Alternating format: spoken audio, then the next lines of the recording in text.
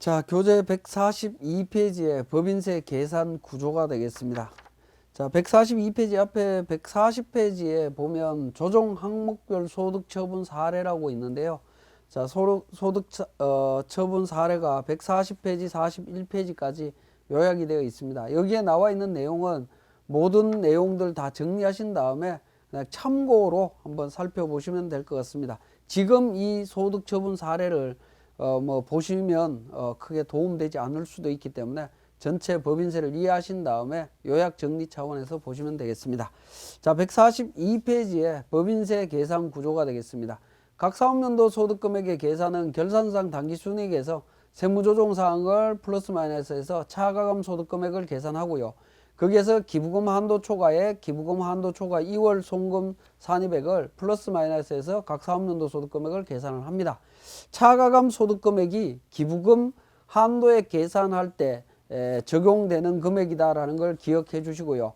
과세표준 계산입니다. 각 사업연도 소득금액에서 2월 결손금 비과세 소득공제 차감에서 과세표준을 계산을 하는데 2월 결손금은 10년 이내에 발생한 세무상 2월 결손금인데 2016년 귀속 시에는 2009년도 이후에 발생된 것만 적용이 됩니다. 그래서 2016년도 이전 10년부터 적용이 된다라고 생각하시면 2006년도부터 적용이 될 수가 있는데 그렇지 않고 2009년도부터 적용된다라는 거 반드시 기억해 주셔야 되겠고요.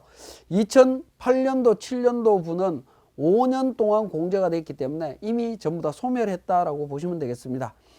자, 산출세액, 자진납부할 세액 계산, 과세표준에다가 세율 적용해서 산출세액을 공제감면세액, 가산세, 공제감면분, 추가납부세액 해서 결정세액을 계산합니다. 그리고 기납부세액 차감해서 자진납부세액 계산합니다. 자, 이렇게 나오는 산식은 우리 143페이지에 법인세 과세표준 및 세액조정계산서, 이게 세무조정계산서입니다. 세무조정계산서를 요약해 놓은 서식이다라고 보시면 되겠고요.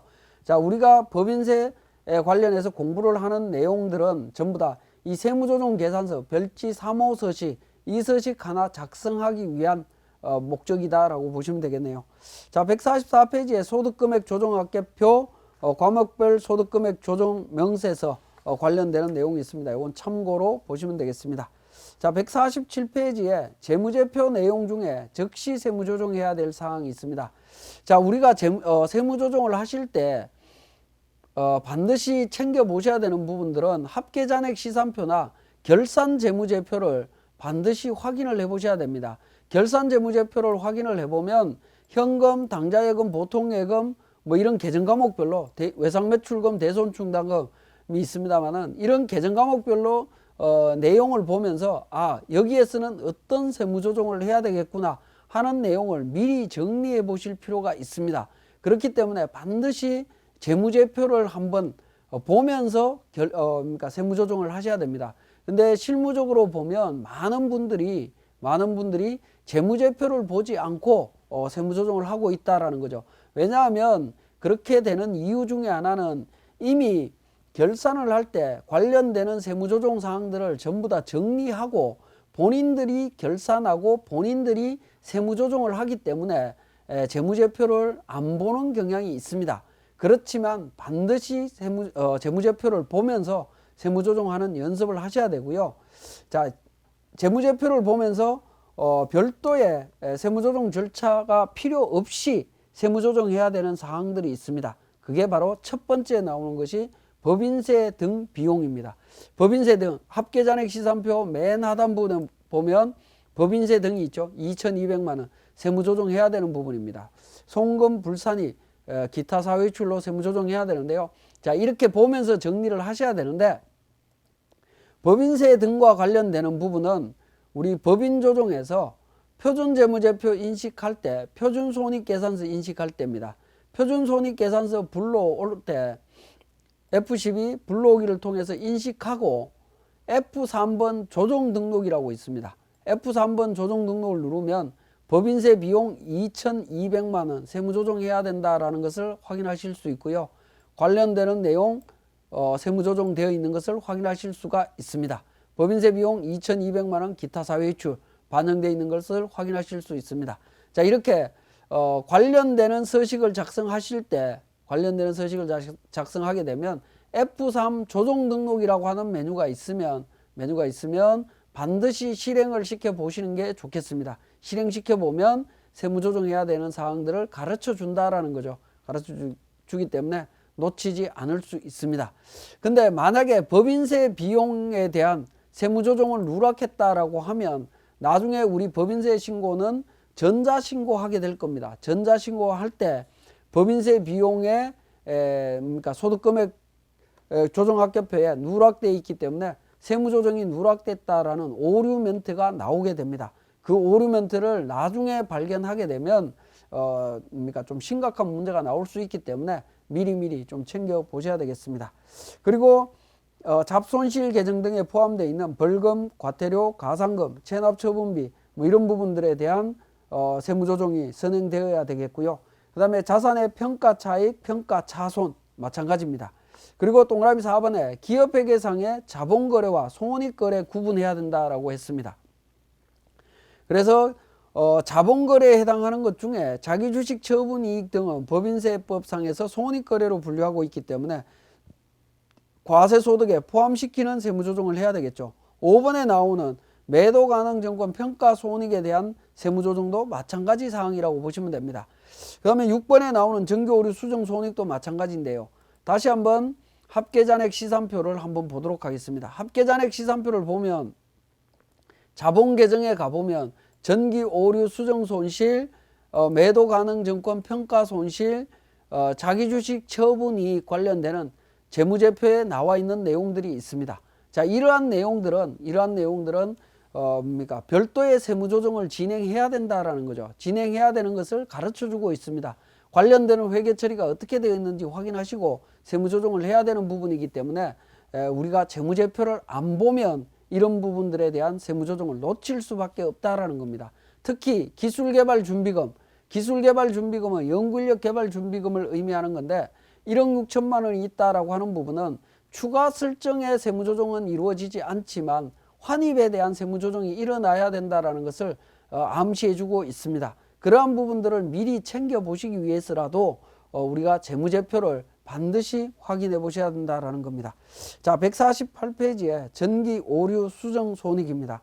전기 또는 그 이전 기간에 재무제표를 작성할 때 발생했던 오류가 단기에 발견된 경우에 전기 오류 수정 손익이라고 이야기하는데, 자, 이 부분이 반영되어 있다라고 하면 자, 그 세법상의 귀속 시기와 세무조정을 잘 확인을 해 보셔야 됩니다.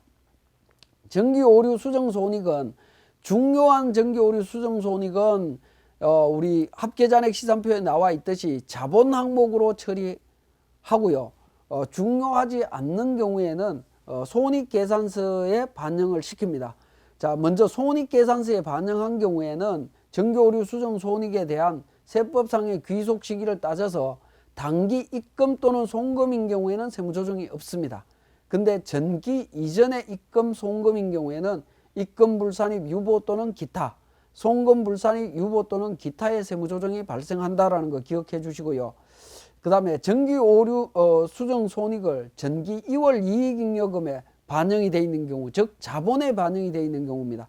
이런 경우에는 자본에 반영되어 있는 전기 오류 수정 손익은 자본의 증가 또는 자본의 감소 항목에 해당이 되기 때문에 자본의 증가 감소는 순자산 증가설의 입장에 따라서 입금과 송금에 해당이 됩니다. 그래서 입금 산입 기타, 송금 산입 기타로 먼저 세무조정을 합니다. 1차 세무조정을 하고 나면 2차 세무조정으로 2차 세무조정은 그러니까 당기순이익에 반영한 전기오류 수정손익과 같은 방법으로 세무조정을 합니다. 세무상 귀속 시기가 단기 입금 또는 송금에 해당이 될 때는 세무조정이 없지만 전기 이전의 입금 또는 송금인 경우에는 입금 불산입, 송금 불산입 유보 또는 기타로 소득처분하도록 되어 있습니다. 자, 149페이지에 세무사랑 프로의 운영 방법이라고 해서 102대간의 세무조정하고 관련 소득처분해라 라고 되어 있습니다. 9월 20날짜에 자기주식 5천주 5천만 원에 구입했다. 자, 자기주식 내용을 더블 클릭해서 회계 처리된 내용을 보니까 9월 20날짜 자기주식 5천주 5천만 원에 구입한 내용 나와 있고요. 자, 11월 30날 4천주 처분했습니다. 처분한 내용 회계처리 부분 보니까 자기 주식 처분이익 500만 원 나와 있죠. 자, 이 500만 원이 그러니까 합계잔액 시산표에 자기 주식 처분이익 500만 원 나와 있는 것을 확인하실 수 있습니다. 단기에 발생된 거기 때문에 입금, 산입, 기타로 소득 처분해 줘야 되겠죠. 그래서 재무제표를 보고 바로 세무조정을 합니다.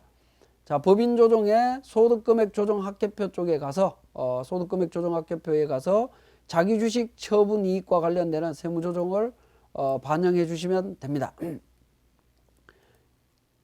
자기 주식 처분 이익 500만 원 기타로 세무조정 반영되어 있는 것을 확인하실 수가 있죠. 자, 그 다음에 1월 31일 날 그러니까 정기 오류 수정 손실 이익잉여금에 반영되어 있습니다. 이익잉여금에 반영되어 있는데 합계잔액 시산표에서 정기 오류 수정 손실 내용을 확인을 해봅니다. 자, 건물 감가상각 누락분으로 해서 감가상각 누계액에 반영되어 있습니다. 자, 이 부분 그러니까 자본이 감소했죠. 그래서 송금 산입 정기 오류 수정 손실 300만 원 기타로 처리를 합니다. 기타로 처리하고 단기 송금인지 전기 송금인지 따라서 판단을 해 주셔야 되는데 감가상각비는 결산 조정 항목이기 때문에 전년도의 결산서에 반영이 안 돼 있고 당해 연도 결산서에 반영돼 있기 때문에 단기 송금으로 인정이 됩니다. 그래서 추가 세무조정은 없습니다. 다만 추후 감가상각비에 대한 세무조정이 발생된다라고 보시면 되겠습니다. 자, 여기까지가 결산재무제표를 보고 바로 세무조정해야 되는 사항이었습니다.